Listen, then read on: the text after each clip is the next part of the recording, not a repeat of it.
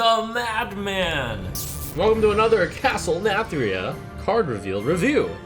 And we'll start with the big Druid spell. A 10 mana Druid spell. Praise Yogg!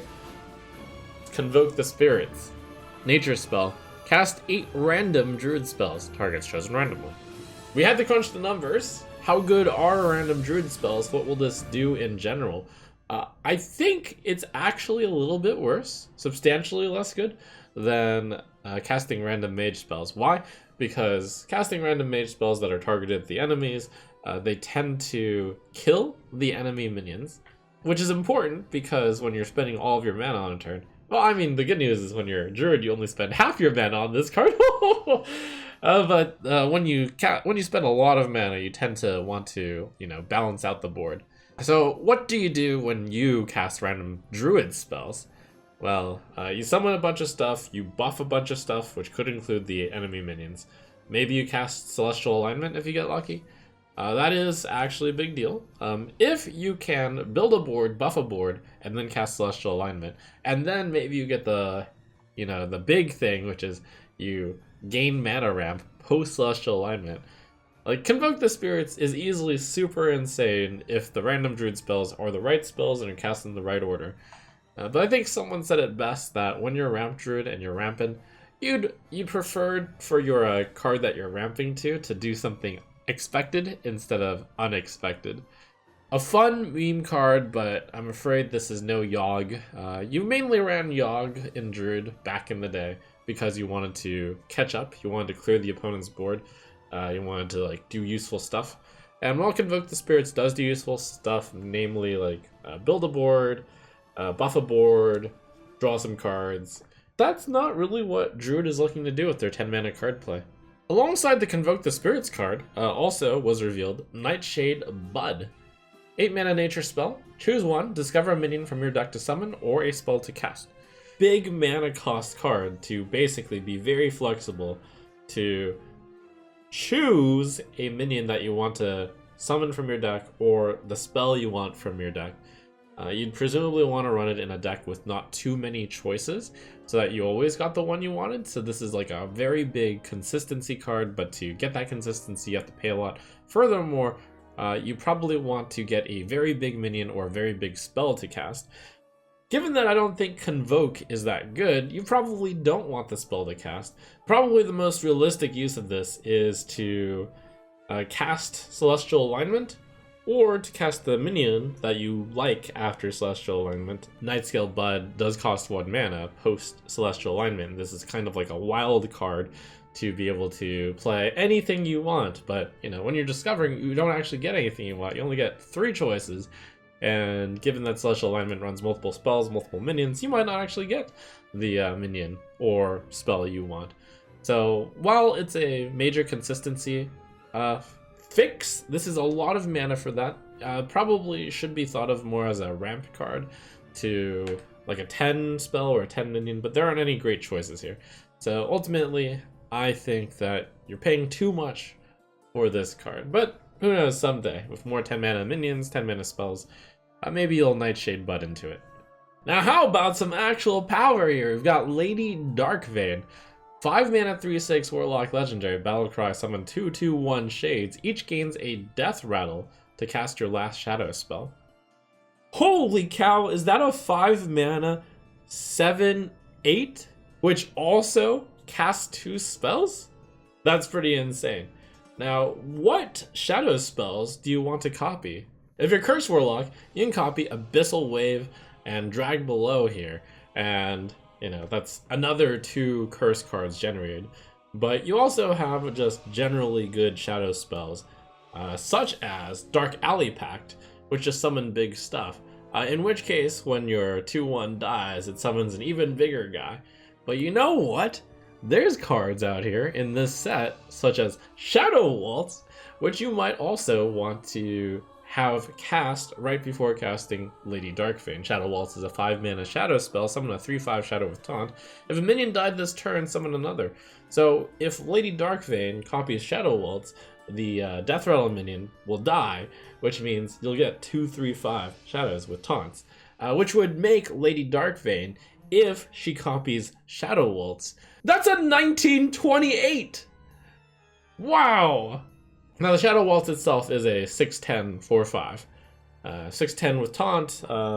Yes, you theoretically don't add the attack values together, but if you do a little bit of discounting, it's kind of like a 5'10" with taunt. You know, why does 3 plus 3 equal 5, you might ask? Well, 3 plus 3 doesn't necessarily equal 6 because the minion itself, like both minions, only do 3 on the attack. So why isn't a 310? Well, it's because it's a little stronger than a 310. It's 2 3/5s. They can do 6 damage when you attack twice with them. So the real answer is like this is valued somewhere between a 310 and like a 610, and you know maybe a 510 is a good approximation. Very tough to ever like analyze cards that summon multiple things. Do you just add the attack together or do you not? Blah blah blah. The point is there's a lot of stats for the cost here, and this could be pretty good. Efficient stats for the cost. And while efficient stats for the cost haven't been a deck in some time, especially in Warlock, this could be efficient enough to see play. Shadow Waltz is a card that I see fitting into mostly a Zoo Lock deck, because that's the deck where you have a minion dying this turn consistently. And then you aren't the one spending mana to cause that minion to die. You already have a minion in play and you're trading or something. Lady Darkvein is a card that I see fitting into a lot of Warlock decks. We got Shadowborn, 3 mana 3/3 beast. Death Rattle, reduce the cost of the highest cost shadow spell in your hand by 3. So that's cool that it like doesn't target a random shadow spell. It targets the highest shadow spell, which is useful because then you actually get the full discount on your shadow spell. But now the bad news about discounting cards down to 0 is when you play Tamsin, you don't necessarily get to copy the card in that case.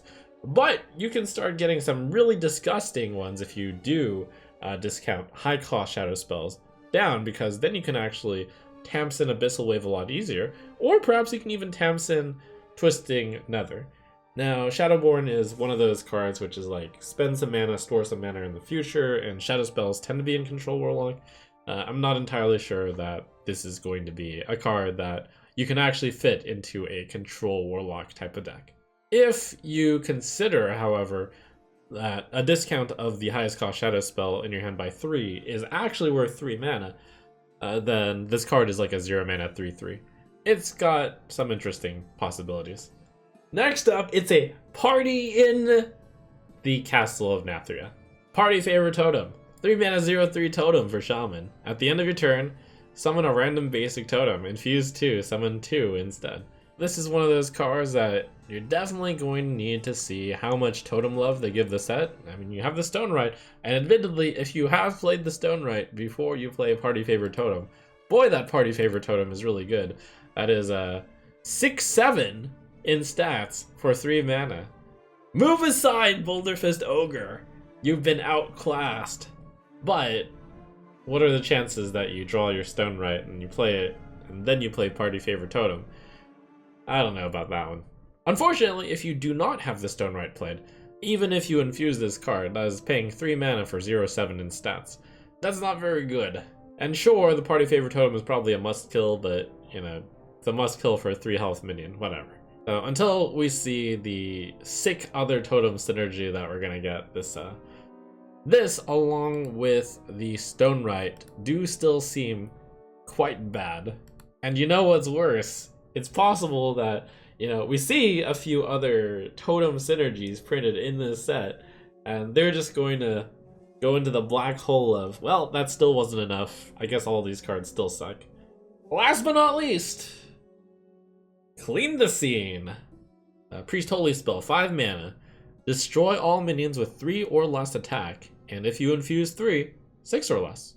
It's an AoE spell, which will take out a bunch of small minions. Could be useful. There might be a few token decks out there. And then once you've infused 3, it takes out basically all the minions. There aren't that many minions that are 6 or less. That are 7 or above, I should say. The main problem with Clean the Scene, and I've mentioned that Infuse is easier than you think in quite a number of cards, but Priest is like the one exception. They don't generate a lot of tokens, they don't summon a bunch of minions, and I thought this card might be good in Quest Priest because you do actually run minions in that deck, and you do actually want to run board clear. And the 5 slot is kind of good. You could include the Clean the Scene as much needed AoE there. But it is really hard to infuse 3 even in that deck that does run minions. If the card actually only says destroy all minions with 3 or less attack, it's actually quite bad. So will you be able to cast it to destroy all minions costing 6 or less? Well, you could in a more minion-based deck, but if you're running a Zoo Priest, which is actually a deck right now, the Naga, you don't want to destroy all the minions, because you have minions. So that's the main problem with Clean the Scene. In the decks that you can infuse it, you don't want to destroy all the minions, because you infuse them with your minions, so you're probably running a minion-based deck.